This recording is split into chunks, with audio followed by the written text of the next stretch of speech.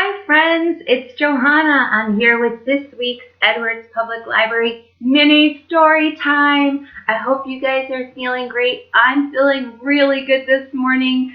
I was super surprised to see snow, and it's almost May, but life is full of surprises. Okay, today we're going to start with one of our favorite songs. Can you guess which one it is? Did you guess? It's three blind mice, three blind mice. See how they run, see how they run. They all ran after the farmer's wife who cut off their tails with a carving knife. Have you ever seen such a sight in your life as three blind mice? Three blind mice. That is such a funny old song. You know, the great thing about doing these things on camera is that you get to see the puppets really close. Look at the farmer's wife really does have a carving knife. Okay, well here's a little surprise, and that is that one of our mice, this teeny tiny mouse, is actually the hero of this week's story. And this week's story has an extra special guest. It's the library lion. I brought him home, and he is huge, and he's actually part of our story. This week's story is called The Lion and the Mouse. Once upon a time, there was a great, big, handsome lion who was asleep in the forest.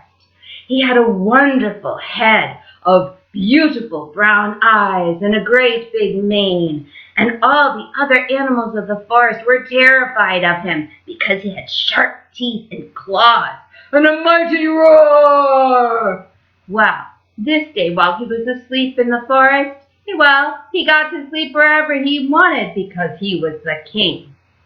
Our little mouse was wandering around lost, and he landed on his mane and slid down to his nose when he woke the lion up. "Roar! How dare you wake me up, you puny little mouse?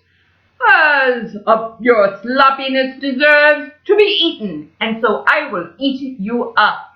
And of course our mouse was terrified. "No, don't eat me, please, please, Mr. Lion. You are so magnificent and handsome, and I promise I will pay you back if you don't eat me." And that made the lion go, "Ha ha ha ha ha! You help me, you puny little creature. How could you ever help a great big handsome lion like me? Be off with you!" And he shoved the mouse into the woods, and he went back to sleep. Well, a couple of days later, he was out hunting himself when he got caught in a hunter's net.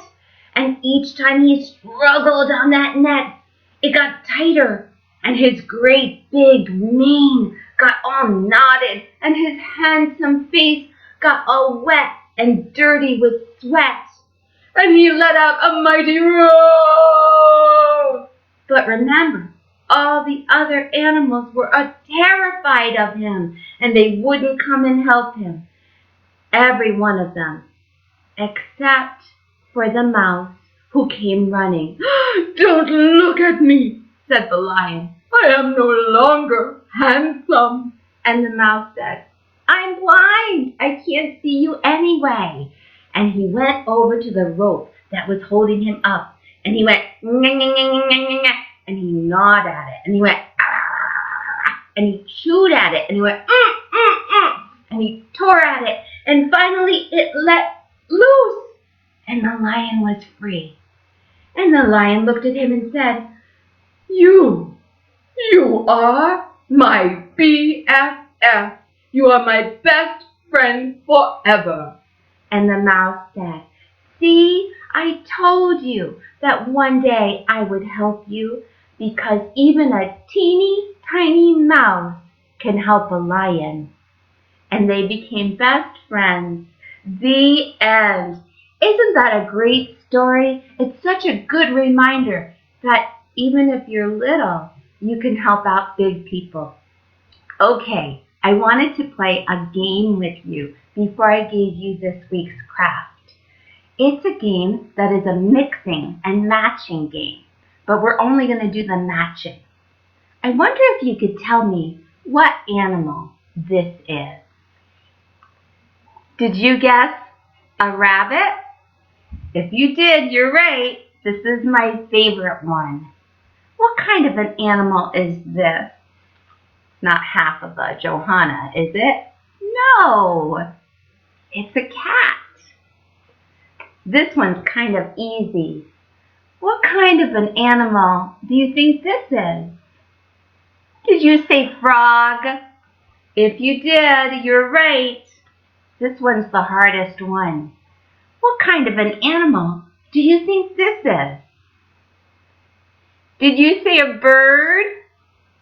You're right. This is something that you can do at home. You can ask your grown-up if you can have an old magazine and you can cut out the little animal pictures and then you could mix them. If you wanted to see what a half of a mouse would look like with a half of a turtle, or you could match them with the right animal.